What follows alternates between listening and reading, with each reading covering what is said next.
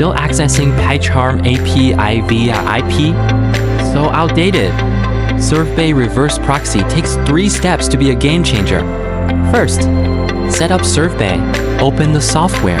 Click Website on the left sidebar. Then click Add Site in the top right corner. You can name it anything, like Python API Proxy. Set the domain to api.test.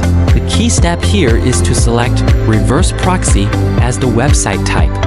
Next, enter the tip address and port. http://127.0.1:5000. This is the local port that PyCharm will use when starting the API service later.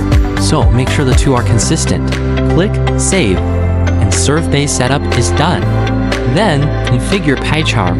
Create a new Python file named API. Click the Terminal option at the bottom of PyCharm.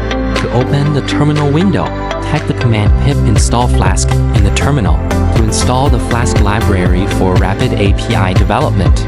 If you encounter installation errors, such as permission issues or environment variable problems, replace it with the command Python mpip install Flask to ensure the dependency library is installed successfully.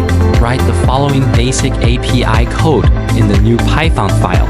It creates an API at the per-test path that returns specific content when accessed. Right-click and run to start the API service. When the terminal shows running on http://127.0.1:5000, it means the PyCharm API service has started successfully. Time to test.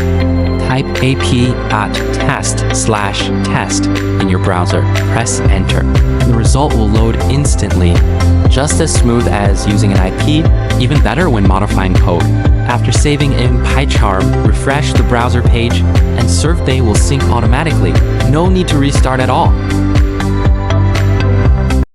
记得点赞关注哦。